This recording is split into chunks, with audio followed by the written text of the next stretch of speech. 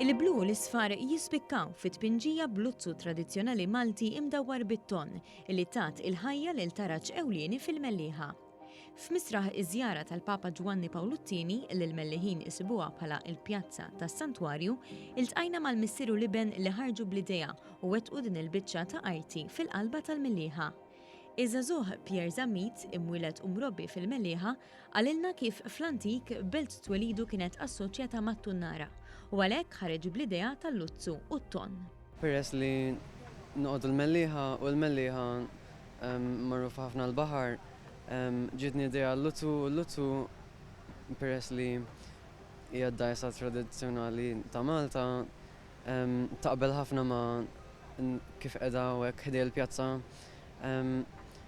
U hija xi ħaġa li ħafna nies iħobbu jaraw.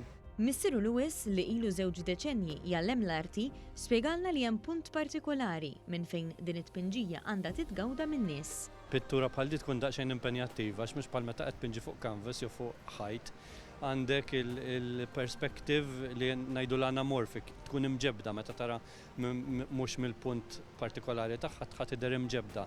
Allura trid issib il-punt eżatt biex tkun tista' tara l-istampa ċara ġifieri. Din it-tpinġija tlestiet tul it-tmiem il-ġimgħa li għadda meta fil-Mellieħa kienu qed jiġu ċelebrati liljieli Mellieħin. Lewis qalilna li kellhom ħafna kumenti sbieħ minn nies li kienu għaddejjin mill-viċinanzi waqt li kienu qed ipinġu u oħrajn li rawha lesta. Il-turisti l-iktar li jikkummentaw, jieħdu pjaċir, jieħdu ritratti u jisaqsu hekk ġifieri, però kienu ħafna Maltin ukoll għall-inqas tajt f'attivitajiet bħal din mhux normalment il-Maltin jitilgħu biex isibu l-vannijiet tal-ikel, fimtu noqogħdu nieklu, għall-inqas jaraw xi ħaġa differenti. Aktar minn kollox, l-artisti qalulna li l-iskop wara din il-biċċa ta' arti huwa li żewweġ flimkien l-aspetti tal-arti, il-kultura u t-tradizzjonijiet Maltin.